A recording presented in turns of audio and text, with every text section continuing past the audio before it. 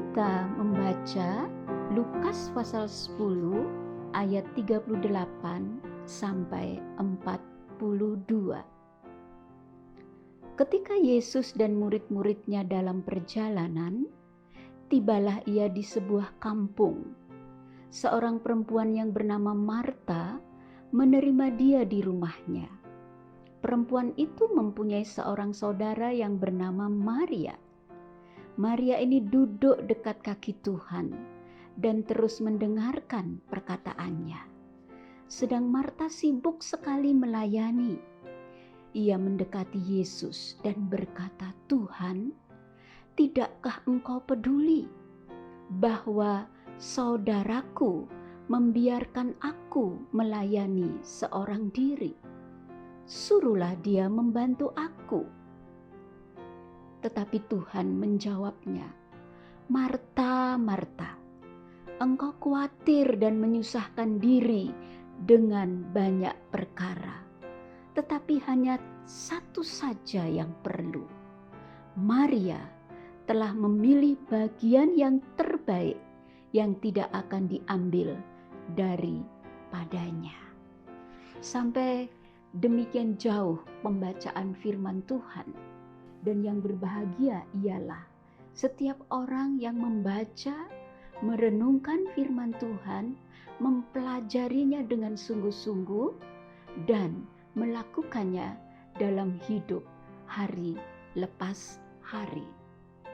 Sobat STTII yang saya kasihi, peristiwa Marta dan Maria yang dituliskan oleh Lukas telah memberikan gambaran tentang bagaimana Yesus menghargai kebutuhan perempuan untuk memperoleh pengajaran dari Dia, bahwa perempuan juga memiliki kebutuhan intelektualitas. Perempuan memiliki kebutuhan spiritualitas. Dan kebutuhan-kebutuhan itu dipenuhi oleh Yesus sendiri melalui pengajaran-pengajarannya. Peristiwa ini tidak terjadi. Peristiwa ini telah terjadi dalam konteks di mana orang Yahudi tidak mewajibkan perempuan untuk belajar dan mengajar. Dan bagi para rabi Yahudi, perempuan tidak bisa datang untuk belajar di sebuah rumah belajar. Pendapat mereka, jika seorang laki-laki mengajar anak perempuan tentang hukum Taurat, maka itu seperti dia mengajar nafsu birahinya. Wow! Betapa rendahnya penilaian dan perlakuan para rabi Yahudi terhadap para perempuan. Bahkan bagi para rabi Yahudi, hikmat perempuan hanyalah terletak pada alat pemintal benang. Itu menunjukkan bahwa perempuan hanya bisa menguasai hal-hal yang bersifat hand knowledge, keterampilan-keterampilan yang bisa dilakukan dengan tangannya, tetapi tidak dengan pikirannya. Head knowledge. Menyedihkan sekali penilaian dan perlakuan dari para rabi Yahudi terhadap perempuan pada masa itu. Nah, oleh karena itu, mari kita lihat bagaimana Marta dan Maria berlaku atau memperlakukan dirinya ketika Yesus datang mampir ke rumah mereka dan mengajar mereka. Apa yang dilakukan oleh Marta? Ini bisa terlihat di dalam ayat yang ke-38, ayat 40 dan ayat 41. Marta telah bertindak karena dipengaruhi oleh konteks zamannya, bahwa peran perempuan hanyalah sebatas penyediaan hal-hal yang bersifat fisik. Dia membuka rumahnya, dia menerima tamu dengan ramah, yaitu Yesus dan murid-muridnya, sehingga rumahnya menjadi tempat belajar firman Allah. Marta menjadi manajer atau pemimpin di rumahnya. Dia sibuk melayani. Dia melakukan apa saja yang dapat menyenangkan para tamunya. Tentu saja dia menjadi lelah karena terlalu banyak pekerjaan yang harus dilakukan untuk menerima tamu. Itulah tradisi perempuan timur, termasuk kita di Indonesia. Perempuanlah yang selalu sibuk mempersiapkan segala sesuatu jika rumahnya didatangi oleh para tamu. Tidak mengherankan jika Marta akhirnya menjadi lelah dan gusar, sehingga ia mulai khawatir karena pikirannya dikacaukan oleh banyak kegiatan. Pikirannya mulai berorientasi pada kerja kerasnya. Dia mulai merasa bahwa pelayanan yang dia lakukan untuk melayani para tamu itu adalah pelayanan seorang diri dan tidak dibantu oleh saudara perempuannya yang bernama Maria.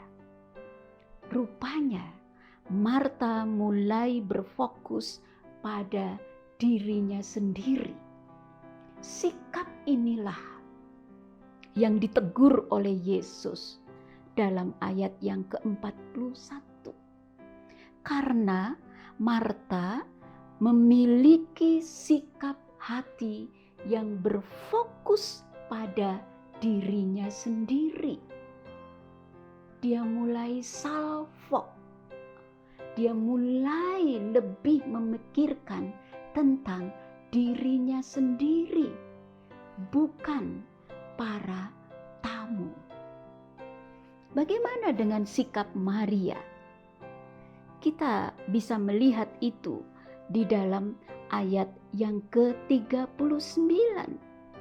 Bagaimana Maria ini duduk dekat kaki Tuhan dan terus mendengarkan perkataan Tuhan Yesus.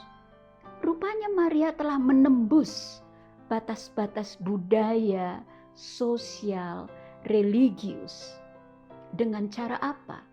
Dengan cara duduk di kaki Yesus untuk mendengarkan pengajaran-pengajaran Yesus secara terus-menerus, berfokus kepada Yesus, dan sikap ini menunjukkan kerendahan hati seorang murid Yesus yang rela belajar dari gurunya dengan fokus.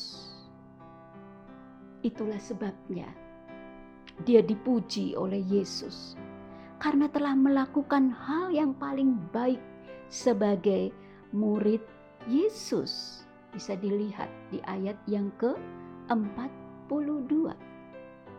Yesus menghargai kebutuhan intelektualitas dan spiritualitas perempuan. Yesus memenuhi kebutuhan itu, dan ini tidak dilakukan oleh para rabi Yahudi. Mereka tidak memperdulikan kebutuhan perempuan akan intelektualitas dan spiritualitasnya. Bahkan mereka lebih merendahkan perempuan.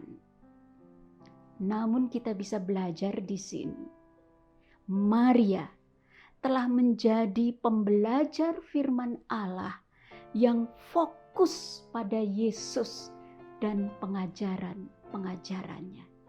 Ini hal penting yang bisa kita pelajari sebagai murid-murid Yesus pada masa kini. Apakah kita tetap konsisten untuk belajar dari Yesus dan pengajaran-pengajarannya? Ataukah kita mulai tergoda dengan tumpukan begitu banyak kegiatan, begitu banyak aktivitas di sekitar kita yang justru seringkali mengalihkan perhatian kita dari Yesus dan pengajarannya.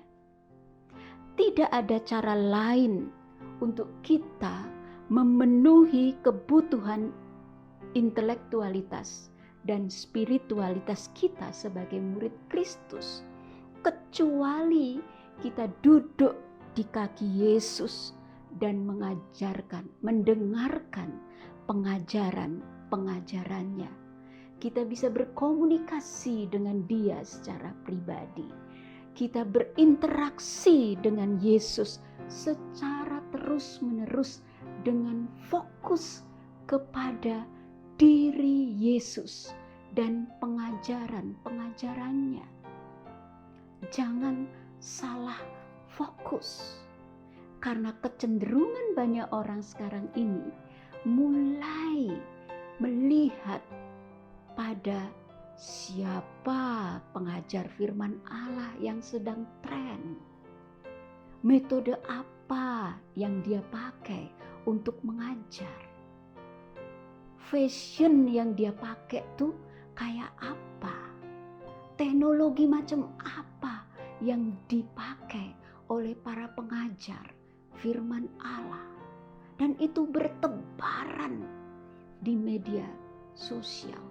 Kadang-kadang kita tidak fokus lagi. Kita hanya menganggap itu sebagai sesuatu yang lewat begitu saja.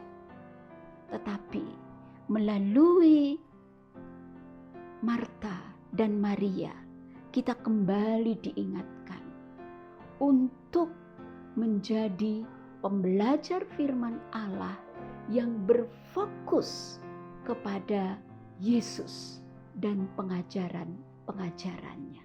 Ambil waktu untuk belajar firman Allah dengan fokus kepada Yesus dan pengajarannya. Maka kita akan menikmati betapa indahnya bersekutu dengan Tuhan secara pribadi, sehingga Tuhan berkata, saya suka kamu, I like it. Tuhan memberi jempol untuk kita karena kita melakukan apa yang terbaik di pandangan Tuhan.